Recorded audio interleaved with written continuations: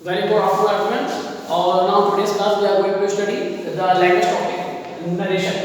ठीक, dear students, आज के इस टॉपिक में हम लोग जो टॉपिक पढ़ने जा रहे हैं इंग्लिश लैंग्वेज का, वो पढ़ने जा रहे हैं नरेशन। नरेशन का मीन जैसे कि आप लोग जानते हैं, नरेशन का मीन्स होता है डायरेक्ट इनडायरेक्ट स्पीच। ठीक, डायरेक्ट इनडायरेक्ट स्पीच को हम लोग नरेशन भी कहते हैं। और डायरेक्ट इनडायरेक्ट स्पीच में हम लोग पढ़ते हैं जो सेंटेंसेस हैं, when we change the direct speech sentence into indirect speech, यानी द फर्स्ट पर्सन और द सेकंड पर्सन और the third person saying something, the sentence note down as it is what it is said in the same manner, it is called a direct speech sentence. And when we change the sentence in my own way, it is called a indirect speech sentence. ठीक, जब किसी speaker के, किसी वक्ता के कहे गए sentences को हम एज इट इज नोट कर देते हैं, उसको हम डायरेक्ट स्पीच का सेंटेंस कहते हैं। और जब उस सेंटेंस को हम अपने वे में बात करके बताते हैं, चेंज करके बताते हैं, उसको इनडायरेक्ट स्पीच का सेंटेंस कहते हैं। दूसरी चीज़ ये है कि नरेशन में जो सेंटेंसेस हम लोग पढ़ते हैं वो डिफरेंट टाइप ऑफ सेंटेंसेस पढ़ते हैं। जैसे कि हम लोग अफर्मेटिव पढ़ते हैं, नेगेटिव पढ़ते हैं, इंट्रोगेटिव फॉर्मेशन पढ़ते हैं, इम्परेटिव फॉर्मेशन पढ़ते हैं, एक्सक्लेमेटिव फॉर्मेशन पढ़ते हैं और ऑब्जेक्टिव फॉर्मेशन पढ़ते हैं। यानी सभी प्रकार के सेंटेंसेस जो हैं वो नरेशन के टॉपिक में हम लोग पढ़ते हैं। अब यहाँ पर बात की आपने कि नरेशन के कुछ जो है वो बेसिक रूल्स हैं जो सभी टॉपिक्स में अप्लाई होते हैं। वो बेसिक रूल पहले हम लोग समझते हैं कि क्या होते हैं, और उन बेसिक रूल के अकॉर्डिंग फिर वो सारे रूल जो हैं वो अदर सेंटेंसेस जैसे जैसे हम स्टडी करते रहेंगे, इंट्रोगेटिव फॉर्मेशन के, इम्परेटिव फॉर्मेशन के, एक्सक्लेमेटिव फॉर्मेशन के, ऑब्जेक्टिव फॉर्मेशन के, वो उसमें भी अप्लाई होंगे। तो जब नेक्स्ट फॉर्मेशन का सेंटेंस आएगा तो कुछ पार्टिकुलर रूल्स वहाँ पर उस सेंटेंस के अकॉर्डिंग चेंज हो जाएंगे, और बाकी मेन पॉइंट जो होंगे वो लगभग सेम रहते हैं। तो सबसे पहले हम लोग बात करते हैं सिंपल सेंटेंस को पढ़ने की। सिंपल सेंटेंस जिसको हम कहते हैं अफर्मेटिव या positive sentence.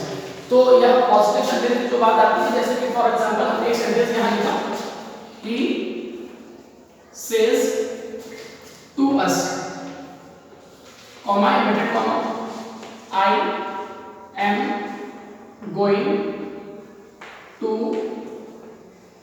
Delhi, inverted comma, close full stop। Sentence है he says to us, I am going to Delhi। वो मुझसे कहता है या हमसे कहता है मैं दिल्ली जा रहा हूँ। इस सेंटेंस में हमने देखा कि जो नरेशन है, क्योंकि ये डायरेक्ट स्पीच का सेंटेंस है, इस ही ने जो कुछ भी कहा है वो हमने यहाँ पर as it is note down किया है, इसलिए इसको हम डायरेक्ट स्पीच का सेंटेंस कहेंगे। और डायरेक्ट स्पीच को आइडेंटिफाई करने का एक प्रॉपर वे और होता है। वो क्या होता है कि जब सेंटेंसेस डबल इन्वर्टेड कॉमा में क्लोज होते हैं तो उसको हम डायरेक्ट स्पीच का सेंटेंस कहते हैं। और जब हम इनडायरेक्ट बनाएंगे तो ये डबल इन्वर्टेड कॉमास यहाँ से हट जाएंगे और रिपोर्टिंग वर्ब और रिपोर्टेड स्पीच को जोड़ने के लिए कंजंक्शन दैट का यूज करेंगे यहाँ पे। दूसरी चीज़ ये है कि यहाँ पर हमारा जो रिपोर्टिंग वर्ब का पार्ट है वो प्रेजेंट में है सेज, और इसके साथ प्रीपोजिशन टू भी जुड़ा हुआ है, क्योंकि ऑब्जेक्टिव फॉर्म है हमारे पास। अगर ऑब्जेक्ट ना होता तो ये टू ना होता।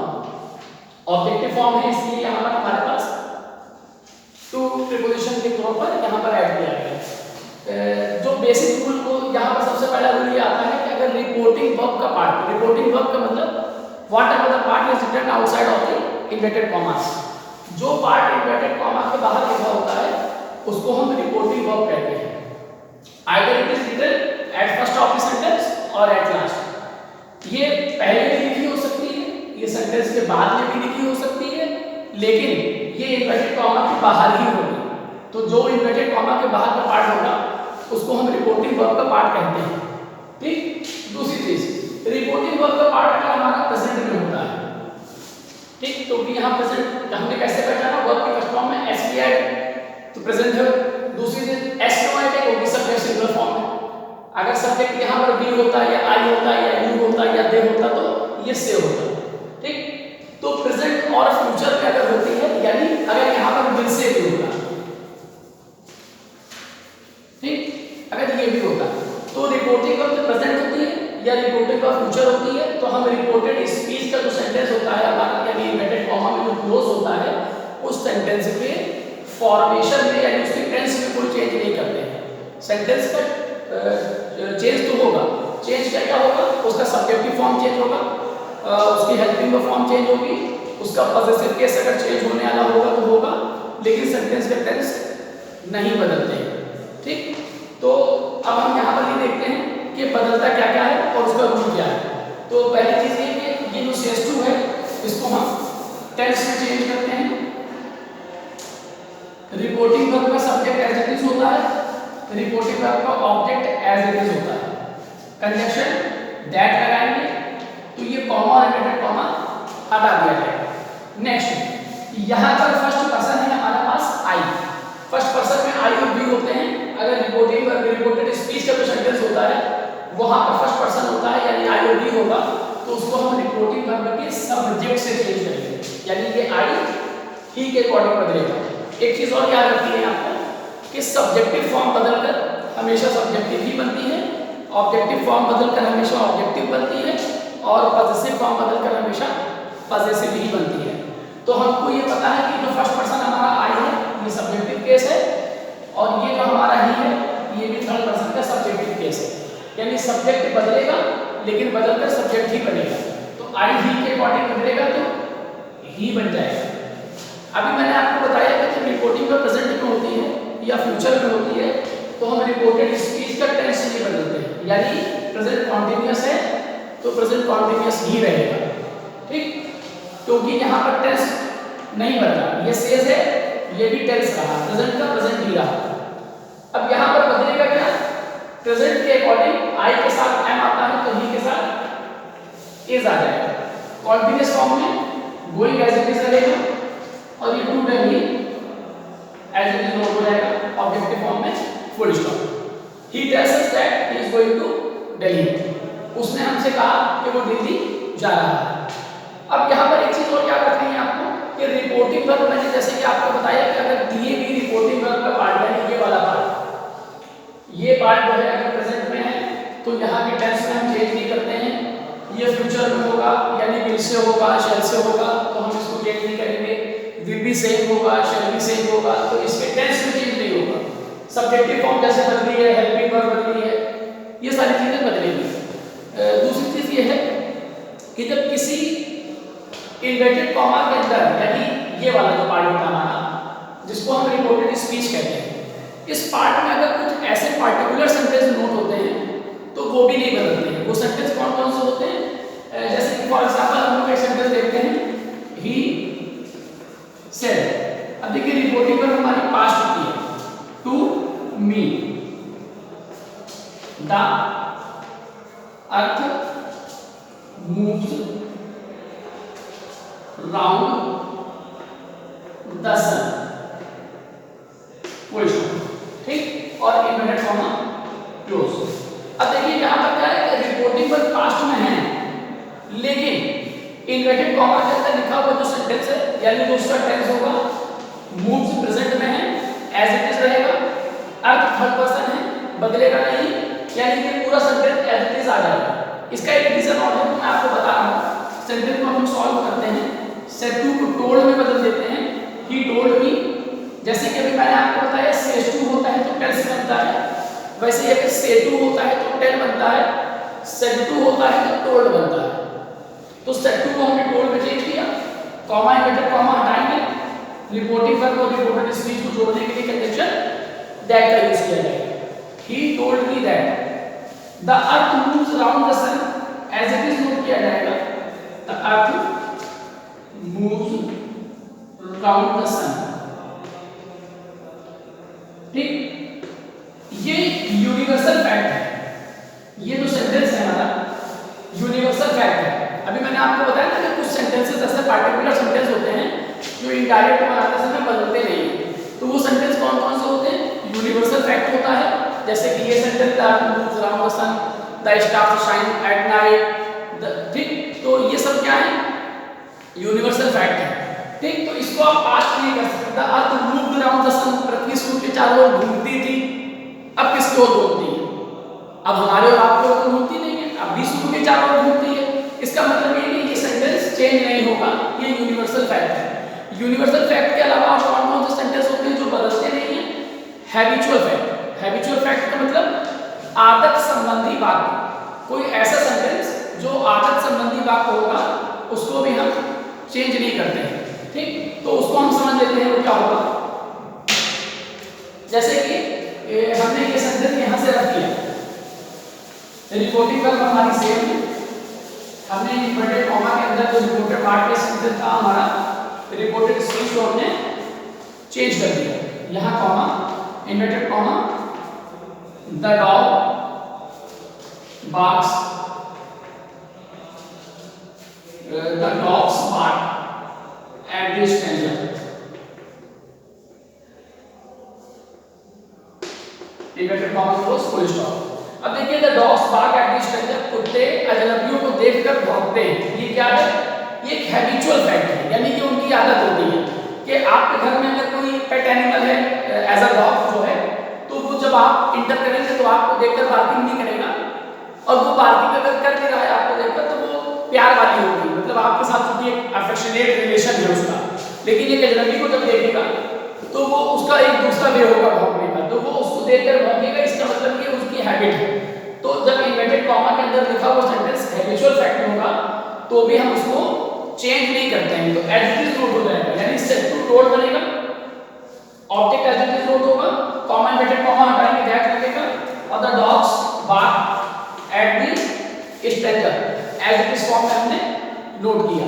अब इसके अलावा और कौन कौन से सेंटेंस होते हैं जो इन्वर्टेड कॉमा के अंदर अगर लिखे होंगे तो वो चेंज नहीं होंगे?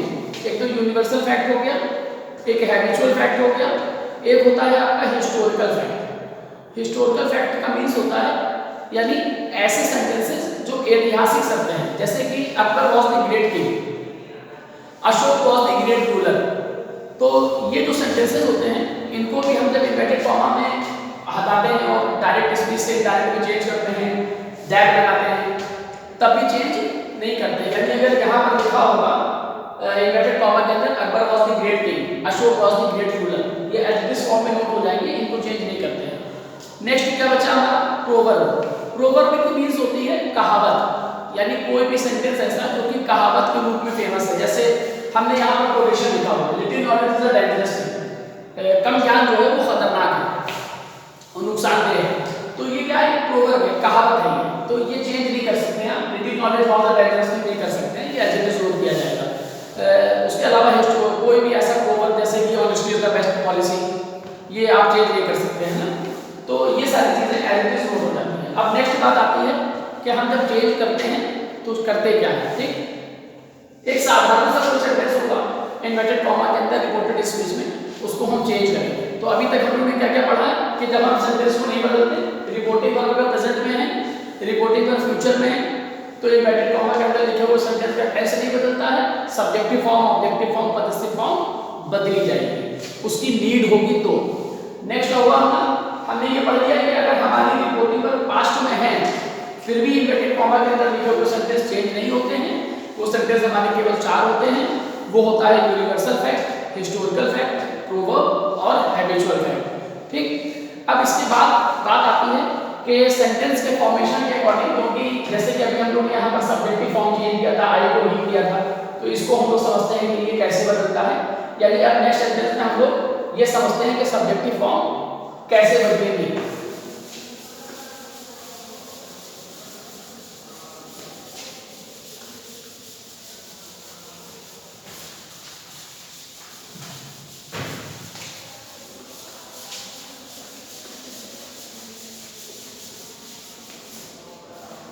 तो आइए देखते हैं कि सब्जेक्टिव फॉर्म में पहले हम ये समझ लें कि हमारे जो सब्जेक्ट होते हैं वो 3 होते हैं, फर्स्ट पर्सन, सेकंड पर्सन और थर्ड पर्सन। फर्स्ट पर्सन का मतलब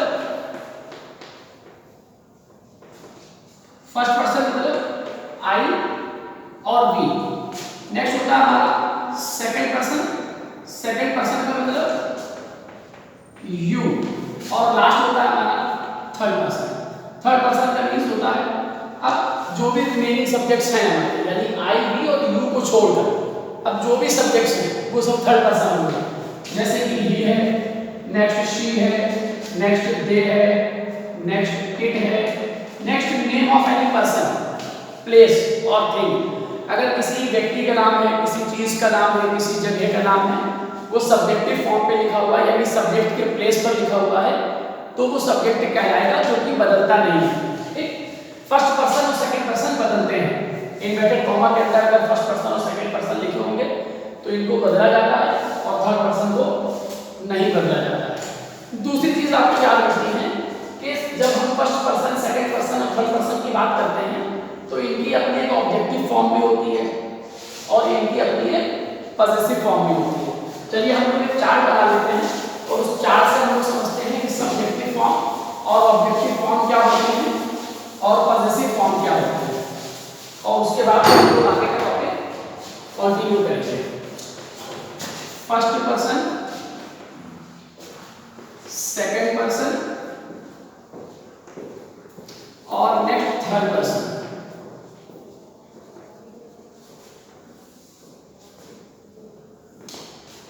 ये हमने चार्ट बनाया है। यहाँ पर हमने लिखा है सब्जेक्ट, यहाँ पर हमने लिखा है ऑब्जेक्ट और यहाँ पर हमने लिख लिया है पॉजेसिव केस। ठीक, तो ये तीन कॉलम हमने बनाए हैं, first person, second person, third person के अकॉर्डिंगली, और तीन कॉलम है हमारे सब्जेक्टिव, ऑब्जेक्टिव और पॉजेसिव फॉर्म के अकॉर्डिंगली। फर्स्ट पर्सन में सब्जेक्ट है आपका आई और वी। आई का ऑब्जेक्ट होता है मी, वी का ऑब्जेक्ट होता है अस। आई का पॉजेसिव केस होता है माई या फिर कहीं कहीं पर आप लिख देते हैं माइन। वी और अस का पॉजेसिव यानी बी का पॉजेसिव केस होता है आर, और कहीं कहीं पर आप लिखा हुआ देखते हैं आस। नेक्स्ट है आपका सेकंड पर्सन, इसमें केवल एक ही सब्जेक्ट होता है, वो होता है यू, और यू का ऑब्जेक्ट भी यू होता है और इसका पॉजेसिव केस होता है योर, और कहीं कहीं पर लिखा होगा आपने पाया होगा योर्स। थर्ड पर्सन में आपका सब्जेक्ट होता है ही, ऑब्जेक्ट होता है हिम, पॉजेसिव केस होता है इज। नेक्स्ट है आपका सब्जेक्ट शी, ऑब्जेक्ट हर और पॉजेसिव केस देयर। नेक्स्ट होता है आपका दे, सब ऑब्जेक्ट होता है देम और पॉजेसिव केस होता है देयर। नेक्स्ट होता है आपका इट, ऑब्जेक्ट भी इट होता है, पॉजेसिव केस होता है इट और इट्स। नेक्स्ट है नेम ऑफ एनी मेल, अगर किसी मेल का नाम यानी पुरुष का नाम है यानी मैस्कुलिन जेंडर है तो उसका ऑब्जेक्ट हिम बनेगा और पॉजेसिव केस बनेगा his. Name of any female, अगर किसी फेमिनिन जेंडर का नाम है तो उसका ऑब्जेक्ट हर बनेगा और उसका पॉजेसिव केस भी हर बनेगा। नेम ऑफ टू पर्सन्स, ठीक, आइदर मेल और फीमेल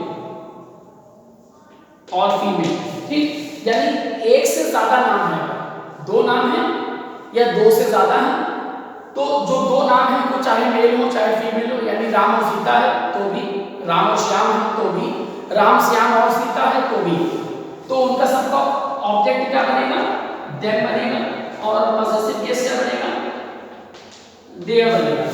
तो ये चार्ट आपको याद करना पड़ेगा, ये चार्ट आपको याद होना चाहिए, क्योंकि इस चार्ट के अकॉर्डिंग जो नरेशन के अकॉर्डिंग यानी सेंटेंस जो टॉपिक में नरेशन पढ़ते हैं उसमें इस चार्ट का और सब्जेक्टिव और ऑब्जेक्टिव और पॉजेसिव केस का बहुत ज़्यादा यूज होता है, बहुत ज़्यादा चेंजेस होते हैं इसके अकॉर्डिंग, और वो सारी चीज़ें आपको जब पता होंगी तभी आप बहुत अच्छे से उसको चेंज कर पाएंगे।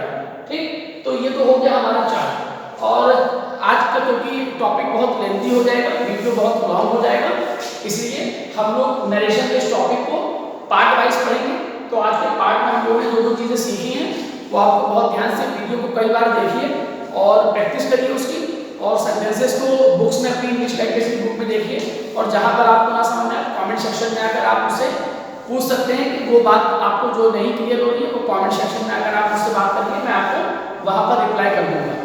उसके अलावा आप चैनल को सब्सक्राइब करें, चैनल का बेल आइकन जरूर दबा दें और चैनल को ज़्यादा से ज़्यादा वीडियोस को लाइक करके शेयर करें। ठीक, तो आज के लिए हमारा टॉपिक जो है वो नरेशन का इतना ही, और नेक्स्ट टॉपिक में हम लोग फर्दर जो है वो बात करेंगे। और now I would like to request to mister Navneet sir, तो प्लीज क्लोज द वीडियो।